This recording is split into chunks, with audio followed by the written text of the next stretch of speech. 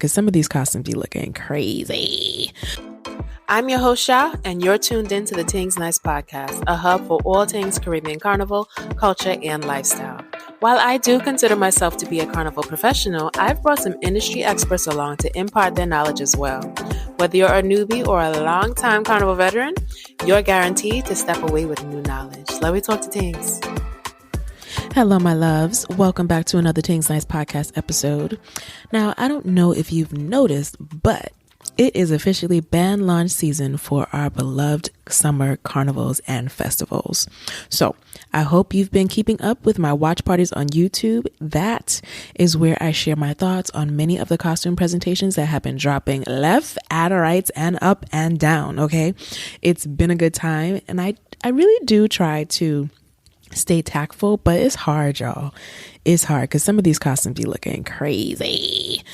But anyway, so if I don't have anything nice to say about majority of the costumes from a specific band, then you probably won't see a full watch party for it. I might just throw it up in my Instagram stories, the costumes that I am liking from a certain band, but I do like to have some type of variety. So there has to be a mixture of great costumes and not so great ones, or it could just be all great costumes, but we haven't seen that yet.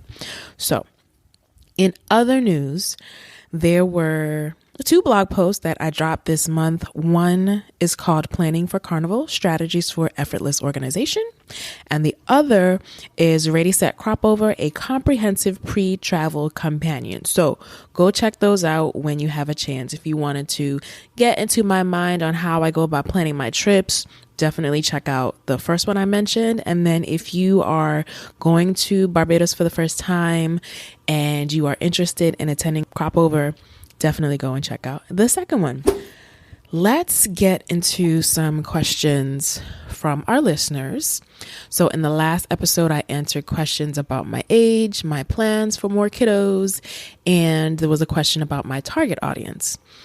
And the first question for today's episode is a bit layered. Actually, the first and only question, because there are multiple questions in one, we're just going to do this one for today. So the person asked, do you feel there is a gap when it comes to Caribbean carnival culture, influencers? Is it cliquey? Is there space for more Caribbean cultural influencers that may not have the following? So let's break it down. Is there a gap? Like, I'm not quite sure how to answer that. I think there are certainly areas that are or that aren't being covered enough. So in that sense, yes, there is a gap. Do I feel like it's cliquey? I think it can easily be seen as cliquey when there are only a handful of content creators in the space, and oftentimes they know each other, right? Whether that's from traveling or from collaborating together on different projects. But I can't say like exactly what goes on off camera or how close those individuals are in real life. You know what I mean? So if you're just looking from a social media perspective, it can come across that way, that it's cliquey, but that may not be the case. And I mean, I would hope that it would be a natural thing for content creators to refer their content creator friends or influencer friends for any opportunities that come up. So I don't know. I mean, that's how I would go about things, especially if there's space for multiple people, for example, within a sponsored trip or something like that. So I can see how it can be cliquey, and then I can see how it can not be cliquey because we're not privy to what happens in those spaces offline. And then, is there space for other influencers or content creators who don't have that big following? I think so. Absolutely. I think as long as aspiring content creators or influencers are being authentic and creating content that's different from what's already out there, then I think they'll just be fine. In my opinion, like, everyone isn't going to attract the same crowd. And on top of that, even if every content creator had the exact same following, all of those followers then have access to different perspectives, right? So when you're doing research or proper research, like, you can't just look at one source. I think that's a given. And so when it comes to carnival research, it's important to get information from content creators or influencers who match your energy and who match your personality. So, for example, people who gravitate to me are likely in my age bracket, right? So you're like between 35, 40 plus, right? You rely on self-induced vibes. That's what I'm calling them, right? Instead of, I'm not relying on liquor to give me a good time. And probably we're prioritizing sleep over attending 3 fetes a day. Like, been there, done that. I'm not doing that anymore, right? And I'm also in the mommy bracket now. So a lot of the questions that I get are on how to juggle, like, how do I juggle my passion for Carnival with, being a parent. And then on top of that, since I'm hosting this podcast, it opens up yet another audience of people who may not be heavy into social media, right? So it's just like a lot of things, a lot of ways that I'm different. I'm also very hands-on. I'm doing a lot of DIY. You don't see that often with other content creators. It's either it's just a travel space or it's just a carnival space, but there's, there may not be a DIY aspect. They may not be teaching you how to make wire bras. They may not be, you know what I mean? So it's just different. And you have to find those people who are for you. So like, for example, I'm probably not the content creator for bougie fetters. Like, that's just not my thing. I'm not going to all of the highly priced unicorn fetes just to be seen. I can't tell you anything about them. And I tend to gravitate towards newer or like underdog events, right? So, and the list goes on, but I think you catch my drift. So I like these questions, and I think I'm going to keep this segment. If you have questions for next time, drop them in the comments. If you're listening on Spotify, then be sure to answer the prompt in the description. It is officially time to meet our guest for the day. You've probably seen this talented beauty when you search for gifts for your Instagram stories, or you may have seen her skate skills during the pandemic, or it's possible that you've been mesmerized by her informative DIY tutorials. Basically, I'm just confident that she has come across your life at some point. So we have none other than the Gr8estflo with us today, a costume designer from the UK. And I'm going to stop talking now so you can hear directly from Flora. And a reminder to watch this video recording for this podcast episode, head on over to my YouTube channel, and it is time to meet Flora. Hello, ladies. So do me a favor and introduce yourself to the people, your name, your profession, country you're representing, where you live, all of that goodness. My name is Flora. I am a costume designer. I am Nigerian. I live in London, but I have a close connection and love for the Caribbean, which actually started in Barbados. When I'm ready, I could switch up a little bit in time. I love it. I started in them too. My first international carnival was Crossover. Before that, I was doing like all the stateside things because that's what was in my budget. But then my first big girl trip was to Barbados in 2010, and I love that place. All right, so we're gonna start off with a quick little lightning round of this or that. So basically, I'm gonna throw 2 things out there, and you share with me like the first answer that comes to mind. Okay. So first off, hot glue or E6000? E6000. Is that even a question? E6000, girl. Large headpiece or tiara? Oh, sorry. I jumped the gun. Ooh. It depends on the backpack. It really depends on the rest of the costume. I can't give you a solid answer with that one. So explain the rationale. So if it's a smaller backpack, you go large headpiece? Yes. If it's a frontline, vavavoom, big backpack, then smaller, then a tiara. Got it. Okay, that makes sense. All right, you have to choose one. Roller skating or Comic-Con? Both. I do both. I don't have to choose. I take my skates to Comic-Con. Okay. That, I know you said choose one. Honestly, I can't. Both. Okay, that speaks to the passions. I like it. I felt the attack. God damn. Okay, I was like, I don't know what she's gonna choose. If this was one of the other podcasts that I listened to, you would have had to take a drink. Happily, bring it on. All right. Those are the only three I had for you because I was just like, ooh, what other ones can I stump her with? Those were good though. Those were very good. Thank you. I tried. Share your origin story with us. So basically, how did you learn your craft, and then like how and when did you like just get started in the whole mask making business? So my origin story, I guess, would have been my first trip to Trinidad, and I played with Poison. So it was many, many years ago. And actually, no, I don't think it was my first trip. Actually, yeah, it wasn't my first trip to Trinidad, but it was a carnival in Trinidad, and my bra didn't fit. I was actually with Island People, which takes me way, way back. IP Mass, if you know, you know. And my carnival costume didn't fit. The bra was too big. So I ended up convincing them to give me two bras. And then I had this little red boob tube.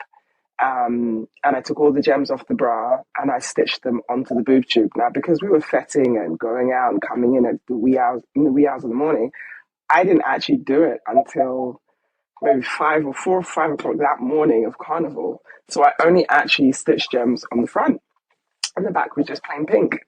And it was the Jewel of the Nile year, and it was a beautiful costume. And that was how I made my first attempt at a costume. And I think I just liked the fact that because back then everybody's costume was exactly the same. Nothing differed between backline, and frontline. There were no exceptions. So when I got out, everybody was looking at me, giving me that side eye, like, oh, who do you think you is? What is that? But no one actually said anything. And I liked the extra attention. So the next year, somebody introduced me to a Y bra. I bought one that year. The following year, I made it. But I had a habit then of re-wearing my Trinidad costumes for our costume in London for Notting Hill. And the band leader of Poison UK at the time approached me. He made a little joke to say, who's making my white bras? And they should come and do a section with his band. I said, you're looking at her. And that was how I got my first section. So in the beginning, I've always been a creative. So I was self-taught. And with the first section, I did as best as I could. I reached out to some of my peers for some help and some guidance. And I just learned every year as I went on and just kept on going.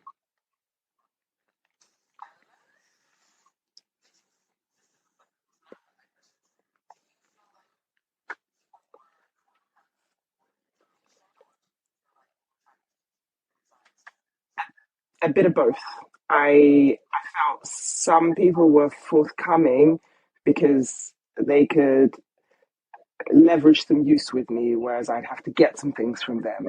And they'd give me some help, but not all of the help. But I think at the same time, I'd take on some of that onus because maybe I wasn't asking the right questions, but I didn't know what the questions are. So to flip that on its head, now when people come to me with certain questions, I know what they want to ask versus what they're asking, so I answer both. And I think there could have been, and I don't blame anyone in particular, I just think because the industry was quite small and quite new to our generation back then, there wasn't the space to be open. It's different now with social media. You know, people actually voluntarily giving the tips and tricks away. It wasn't like that then. It was a dog eat dog world in a much more severe manner. So again, I don't blame anyone, but I definitely think there could have been a more united and more spaces to kind of show that kind of help. Yeah, I agree. I think people are, because of social media, like there are more designers who are kind of showing the behind the scenes stuff. I mean, it takes, if you're interested, you have to kind of look for it and make sure that you know, typing in the right things. But then, you know, there's still some people that are out there like, nope, I'm not sharing. But at the same time, I'm like, well, how are we going to grow? How are we going to keep it, you know, keep things alive?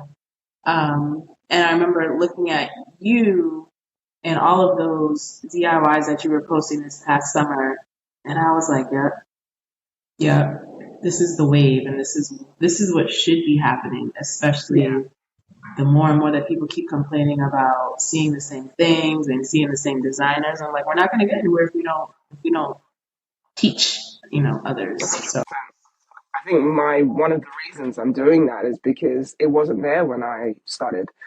And you're right, if you don't know what to search, if you don't know what it's called, how do you know what to search? So part of my videos is to help educate not just the next generation, not just this generation, but anybody that's interested in the art forms. And there are so many things that we do that cross or transcends different types of the art. People in cosplay learning from me, I'm learning from them, and vice, across the board in general. So Yeah, agreed.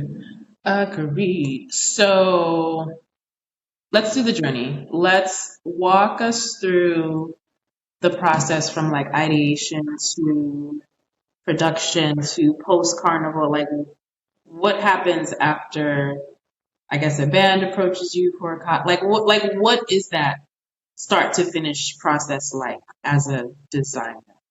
usually a band would approach me, express an interest. We come up with a theme, talk through the pricing of what they want to charge for the costumes.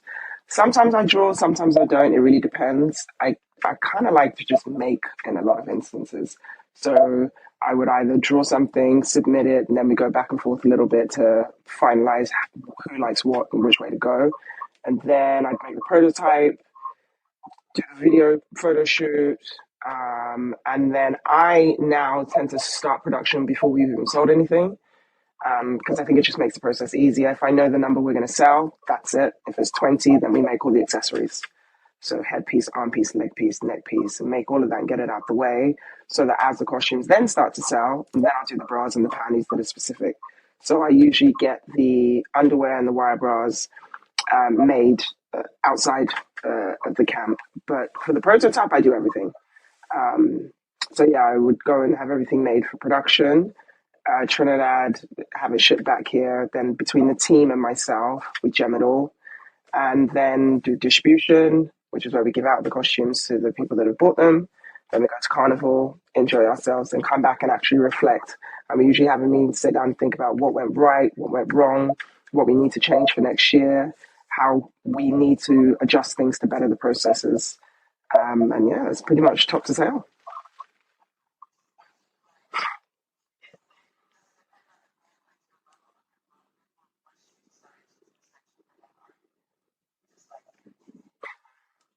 It depends on the band because everybody has a different requirement. Some people would just want me to design something and then they go ahead and handle production. Some people want me to produce the whole thing. Some people might only want me to do the feathers or the underwear. It really depends. That's a lot of the conversation that happens in the beginning when we try to go through prices, go through budget, go through what is expected, what they can handle.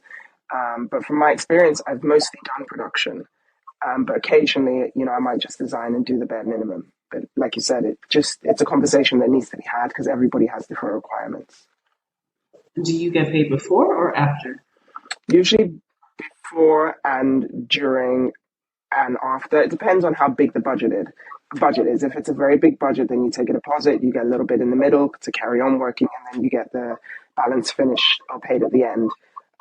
If it's not that much of a big budget, then we decide how many costumes we're going to sell and use that to create the deposit.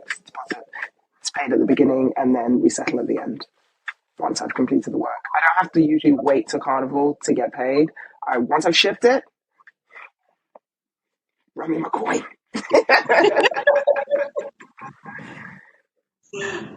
In terms of like themes, right? So I know you mentioned like there's usually like a back and forth, but do some bands just have a theme and they're like, this is what it is? Can you work with that? Yeah, and that's perfectly fine. When I say back and forth, it's usually back and forth on the design and what exactly I'm making and the fit of the costume, the straps, the gems, all of that good stuff. But for the most part, bands know what theme they want to run with. They know what, in many instances, what they want to call it. They just need me to execute the dream. I think a lot of inquiring minds want to know, like, and of course, again, I understand that this varies. Folks these days are very concerned about the style of the costume, the amount of exposure, and I guess wanting to know, like, are bands specifically like, this is what we're going for. We don't really care about, we don't care about like practicality and like just, Nani's exposure. Like our bands, like we want more of this and less of the olden days, more covered looks. I feel like bikini mass has taken over, which I have no problem with. I love me a bikini massa versus Okay. traditional costumes. But I don't want to point any fingers. I don't know who started this no vagina coverage trend. So we'll just call it that. Because if I start pointing fingers, I'm going to have a lot of designers coming for me. Because male and female designers do it. And Yes. I'm sure some people look at my costume and say, but that's minimal. I always have coverage. So let's just pull that back. But I feel like it was started somewhere. It kind of has become the norm and what's accepted in Trinidad. So sometimes when people approach me, they'll send me pictures of what they like and what they want. And it's usually very minimal coverage. And I wouldn't say it's my ideal type of costume to make. So I will always try and add a couple centimeters on the sides of the crotch because I think it needs it. Even if my costumes can be minimal, and I've made some tiny pieces at the request of individual customers. But for the most part, I'm not a favor of I call it no sides. So there's no strap at the side of the costume. Your panty just goes up. I don't personally, I don't like it. It's not taking away from anybody's work. Y'all look great. Don't come for me. But it's not my favorite. I think it's taking away the essence of, or the little bit that was left from traditional mass and making it just, and I don't want to sound disrespectful, but it's just not for me. I'm going to choose my words quite carefully. But I think it takes away from what it should be and gives it a different perceived reputation. And that is what I don't like. I'm not a fan of thongs either, but that's me personally. Thongs on the road, I don't wear thongs. I've got nothing against girls wearing thongs, but for me, I don't ever want to be in a position I'm bent over and y'all can see my everything. And it's more likely in a thong. Again, I've made the most minimal costumes for people to wear, but that's my personal thing, and I feel like costumes are getting smaller and smaller and smaller and smaller. They look great in many instances, but a lot of me wants to just increase the size of the coverage. Mm-hmm. And I understand the times of the world and inflation and all of that, but I think I get so bothered because they're becoming smaller and smaller, but yet their prices are going up and up and up. And I'm just like, but what is happening? I don't have Apple here, so what am I paying for? And I've tried to rationalize it. It's like, okay, like I know, because you see a lot of strings, right? And I know that making strings, and I've said this on Instagram, I hate making them because they're so time consuming. You gotta cut it up and then you gotta sew it and then you gotta pull it from the inside out and then you gotta try to get that takes time. Or you have to invest almost $1,000 to buy a cover stitch machine. Can we talk about that? And then spend 10 hours trying to figure out how to thread it. Can we talk about that? Okay, because some of us, we're suffering either side of the line because that loop turner is not fun. It's not fun. Oh my goodness. So I get it. I'm like, okay, maybe they're charging more because it takes more time to make these little intricate things and to make the beads. I don't know, but I just feel like I'm not getting a bang for my buck when you're choosing. And I know that they're choosing like great fabric, but you can't see the fabric because y'all aren't using it unless you get a monokini or a backline costume or something where you can see the print. Anyway, that's a rant. I don't even know if there was a question there. I'm sorry. No, the question was about coverage. Coverage and price. Like, what are we doing? Now, I'm not sure about price because, I designed for Tropical Fusions and our costumes were under the 600 mark, under the 500 mark, I think, as well. So we've kept it relatively low, or at least tried to. I'll be honest, we didn't make money last year, so that's going to change. I'm still not going to put it up to the £1,000 mark because I think that might be a bit much, but it's a difficult situation because, if you're having it mass produced, your overheads are different. I think it's more cost effective to have it mass produced, but then you're still going to pay an arm and a leg in imports and shipping. if you're making it in-house and charging by the hour, we should be charging 1,500 a costume, 100%.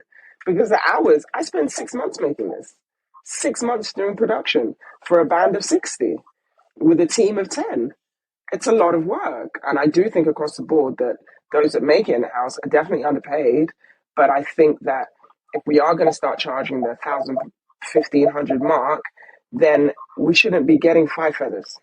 By the way, if you are enjoying the show, we would greatly appreciate it if you could take a moment to rate and review this podcast on platforms like Spotify, Apple Podcasts, Google, or wherever you tune in.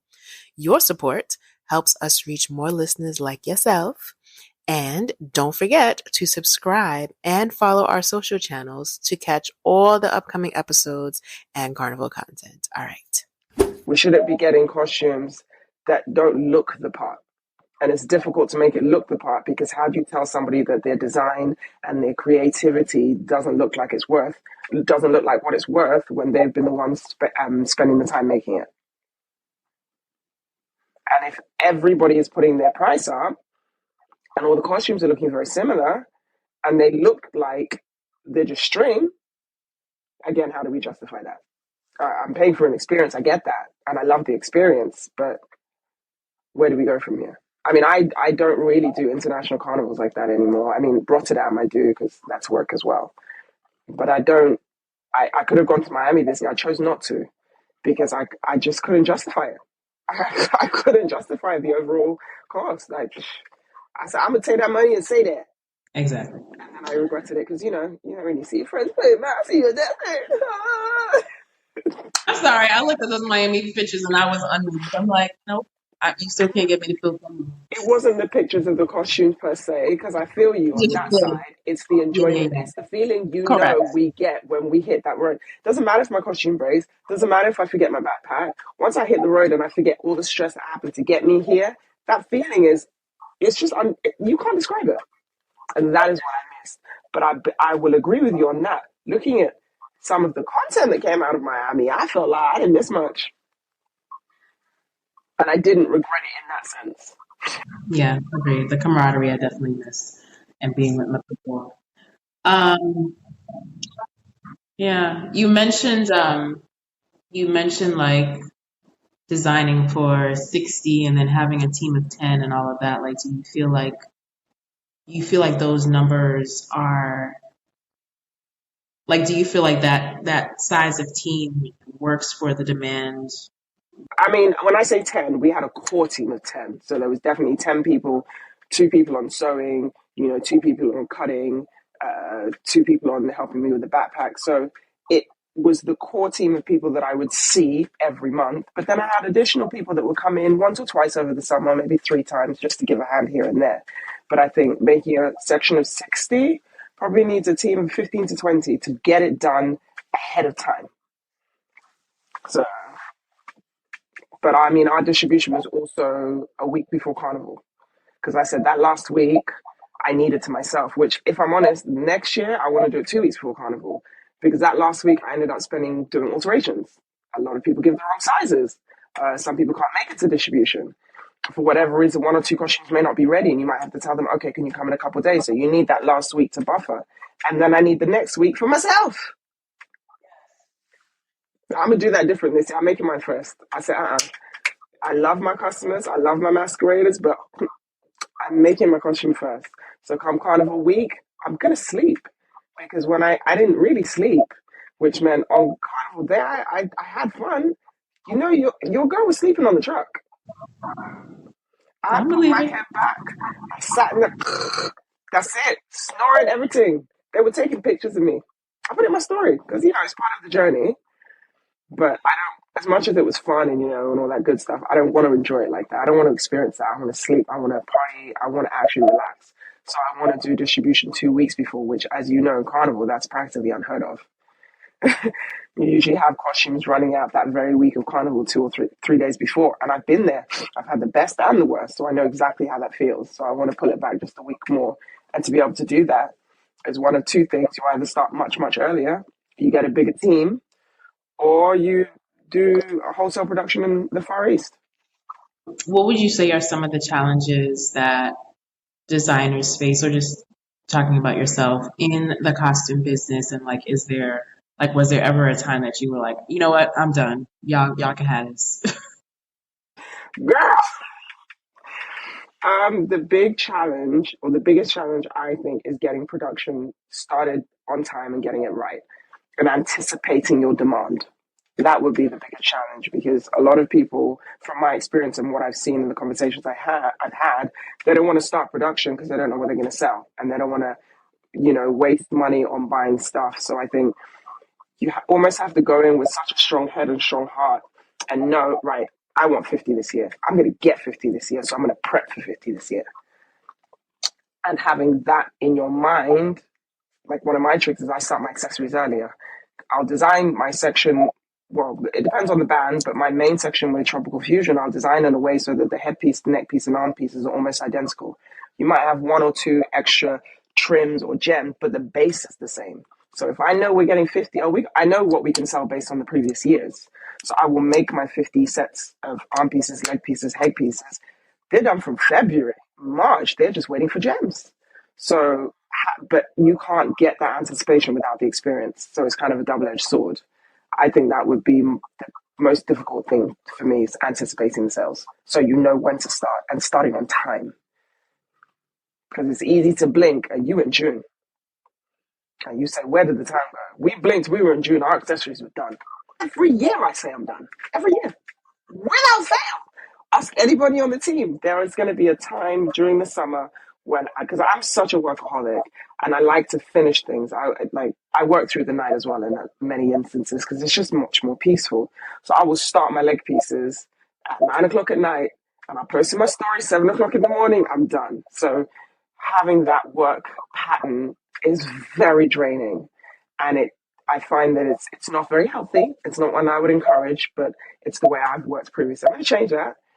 But having that lack of sleep, having to continuously go, because I'll sleep for a few hours, wake up, and somebody else needs something, or somebody else has come to help, and I just need to do a handover. By the time you get up to do the handover, you're up, it's time to go to work.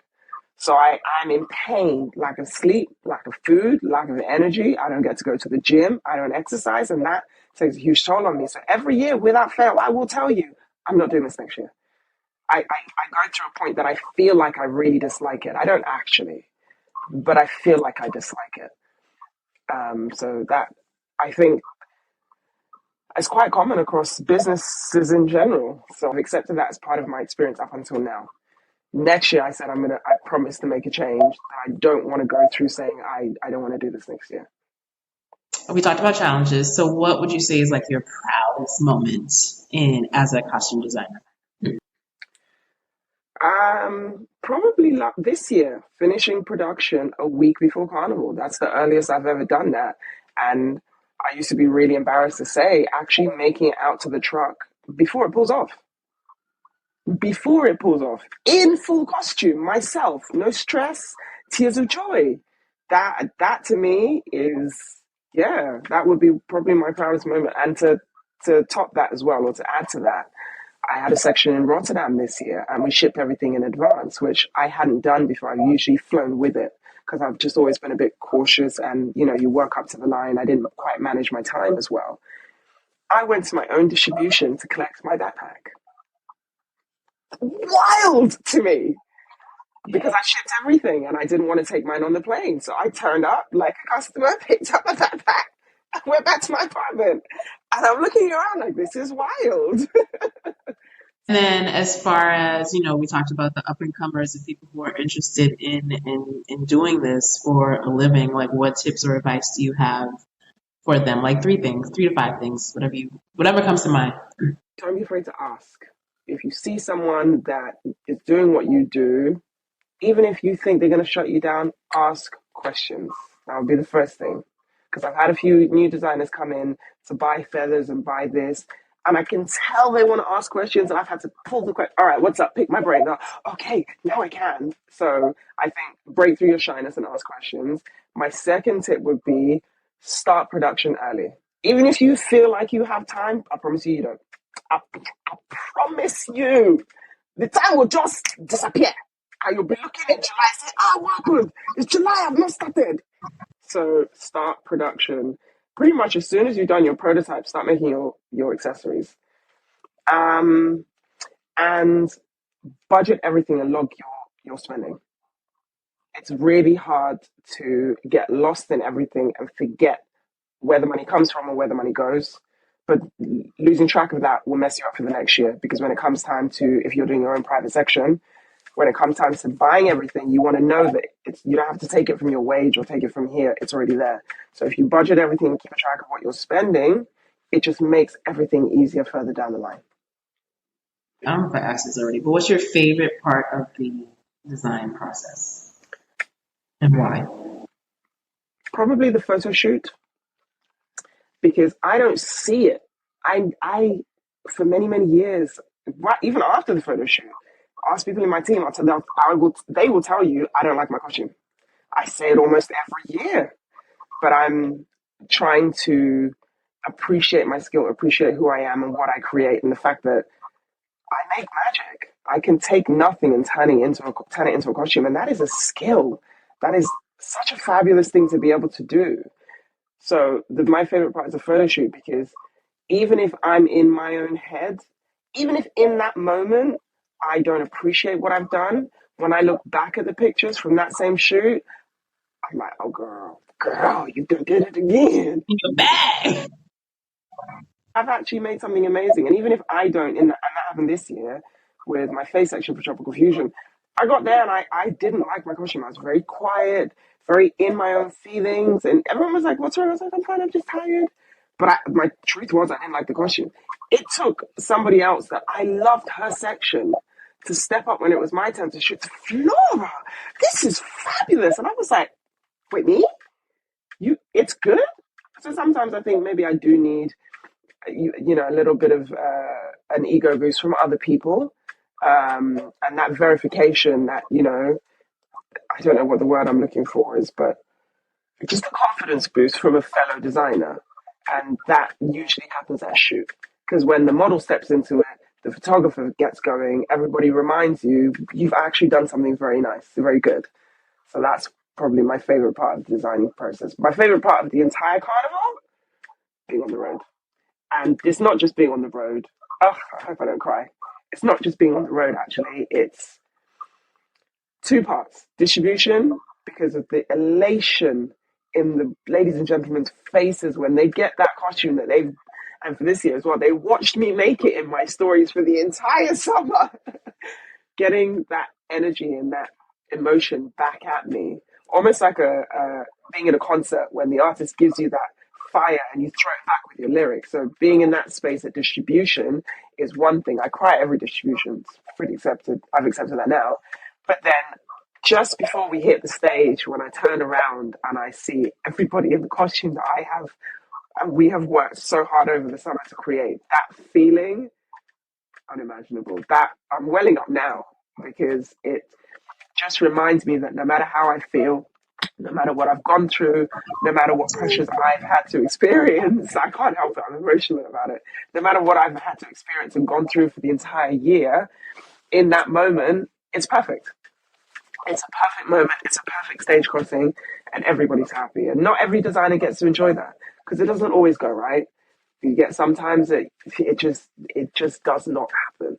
So being at that stage in that moment and making it to the stage on time, that moment there will forever make me shed a tear, because it shows me how far I've come, and it just reminds me that no matter what I think of myself and what I go through, whatever emotions I might cycle through my mind of what I've done and what I haven't done and how well I've done it, everybody's happy right there. And that part I love.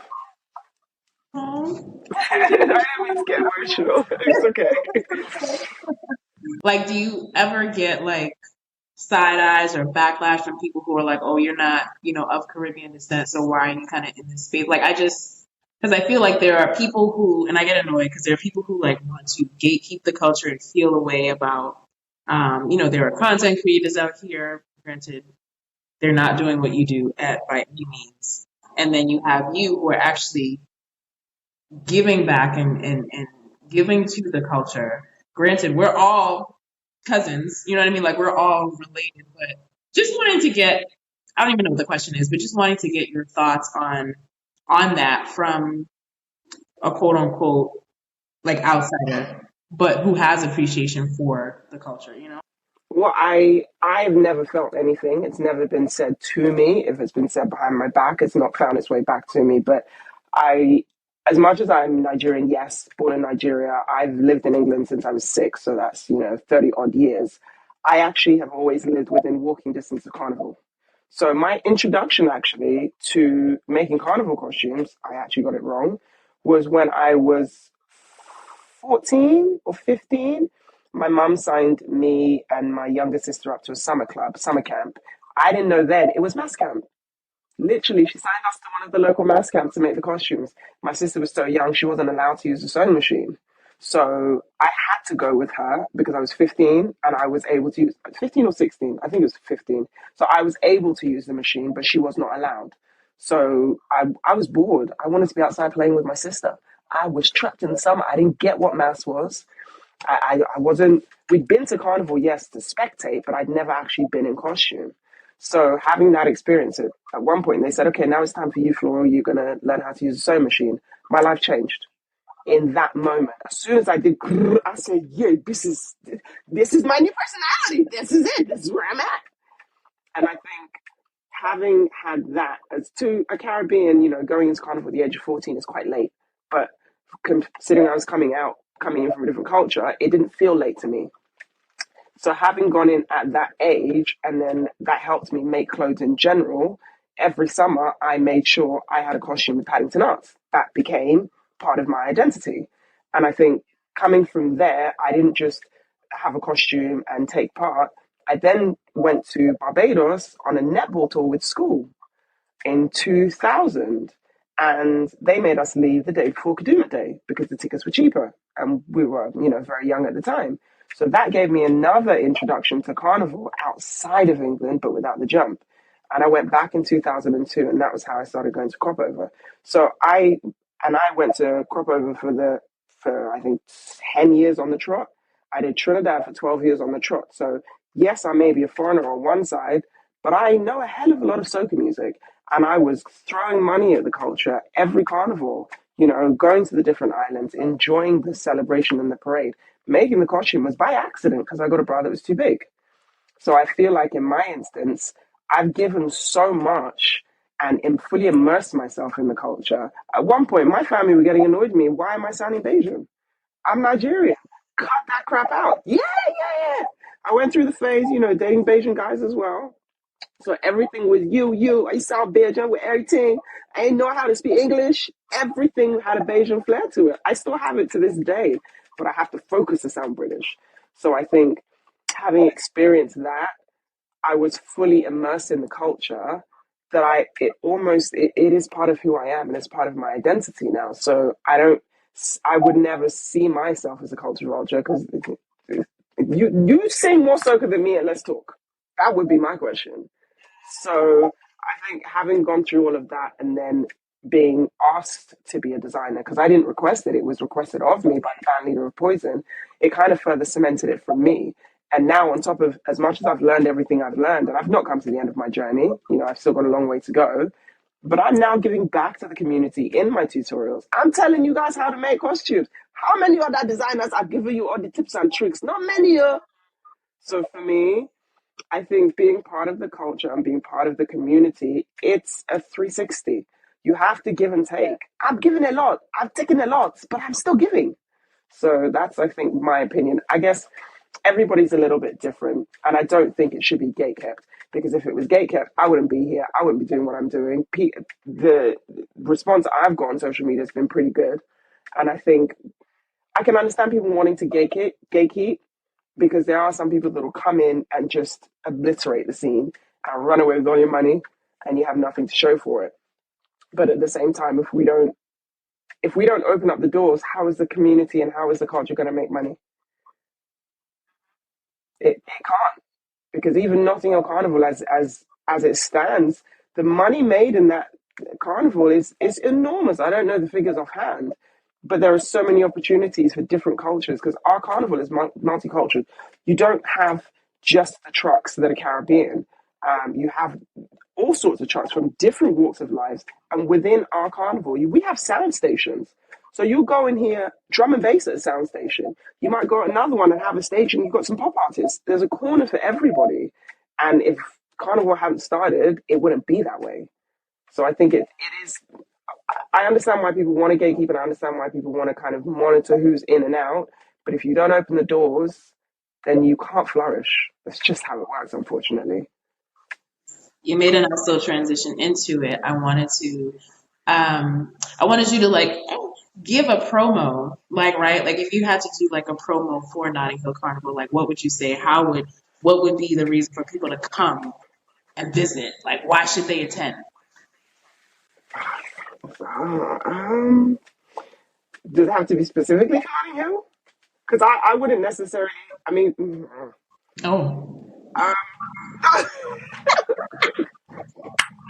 I might edit this part out. Carnival has its challenges. Obviously, this is not the question answer. This is me talking to you. Carnival has its challenges. You know, different carnivals are different. Some carnivals you'd be like, girl, don't come if you're not in costume. It's not the same. And get off the streets after dark. Before, you know what I mean? So, but for Notting Hill, I would say it is the second biggest, I guess, street party. Because it's not street party as far as I'm concerned. It's carnival. It's the second biggest carnival celebration after South America.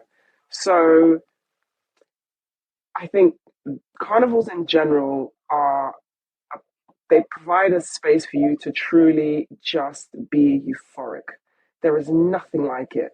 You get to enjoy the culture, immerse yourself in it, and you get to be that princess for the day. Nothing can beat that.